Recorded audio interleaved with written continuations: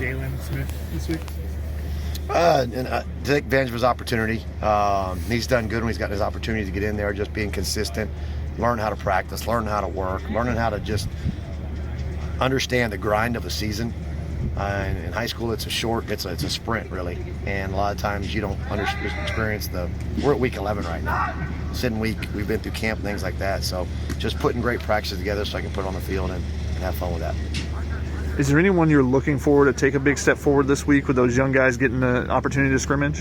We all have to take a big step. I mean, we play extremely poorly. A lot of the explosive plays were on us. We didn't take advantage of opportunities. We didn't execute. That comes back on me. But we as a position group, if we don't play good as a position group, we're bad on this defense. If we play well, we're a good defense. We're not playing well right now, and that's one big reason why we're not playing good on defense.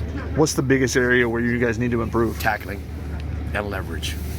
We're missing tackles because of poor leverage. We're missing tackles because of lack of physicality at point of attack. And then just executing on critical plays that are in space. And obviously, when we make a mistake, it's a big play. If the interior guy makes a mistake, we got to make him right. But if we make a mistake, it's big, and right now it's killing us. We see you put so much effort into the fundamentals during practice. Why do you think it's not showing up during the game? I think it's two-part. Okay, it's the finishing of the fundamental. You can be fundamentally sound, but you got to finish the drill. You got to finish the tackle. You got to finish the coverage. You got to finish the blitz. We're not finishing those right now, and that's what's hurting us. So our missed tackles are coming right now. We're not getting 2 point of contact and driving through. We're getting close. We're not finishing. And the second part of it is just the accountability of trusting that I'm going to get my job done, and I don't have to color outside the lines to do something else. Let me get my job done. Let me do my 1/11th to the best of my ability, and not worry about doing somebody else's job.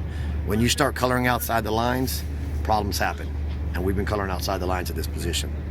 Can you trace any of that back to the new kind of contact rules during fall camp or limiting? I could use it as an excuse. I'm not going to do that. Craig, you're someone who takes a lot of pride in your recruiting. How much of a challenge is it in a year like this to recruit? The best way to recruit is win games. Doesn't matter how you do it. The best way to recruit is to win games. Us not winning football games right now is obviously hurting recruiting. So that is a negative in that regard for sure. Dante's talked about evaluating personnel changes. How seriously are you looking at maybe some changes? We've always evaluated. It's always the best guy for the situation, the guy that practices best during the week, the guy gives us the best opportunity to get lined up and execute. We're doing a decent job of getting lined up. We're doing a really bad job of executing. So putting the guys in best situations to do that. Obviously, it's not showing up on game day, and that comes back on me. So that's an ongoing process.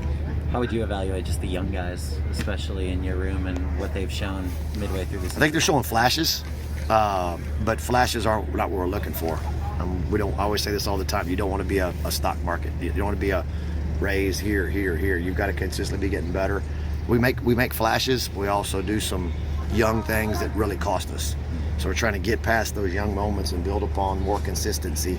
So consistency with flash is good. Flash with inconsistency is not.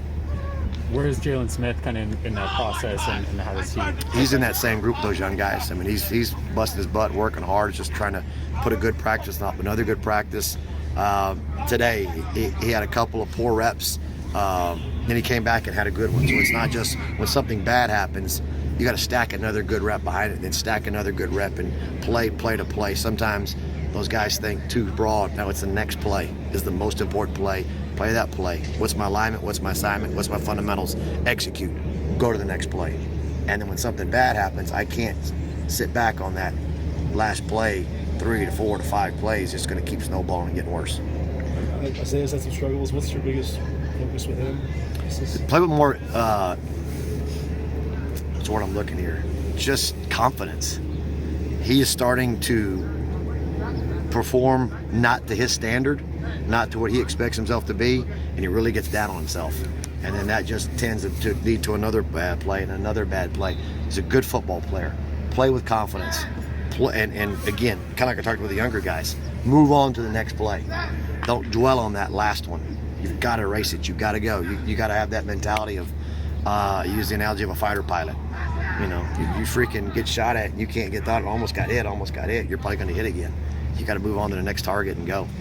Probably a bad analogy, but it sounded pretty good when I thought about it.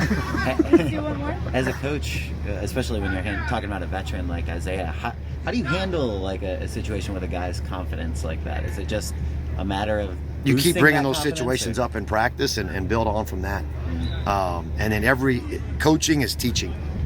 Every young man, every student in a teacher's classroom learns and responds differently. And when not being around Isaiah forever, this is my second year with him, but understanding, okay, he's having struggles. What are the buttons I need to push? How do I need to teach him better? How do I need to get him over that hump? That's on me. And it's teaching. It's how do you address each young man and the better you need to get him to where they need to get to.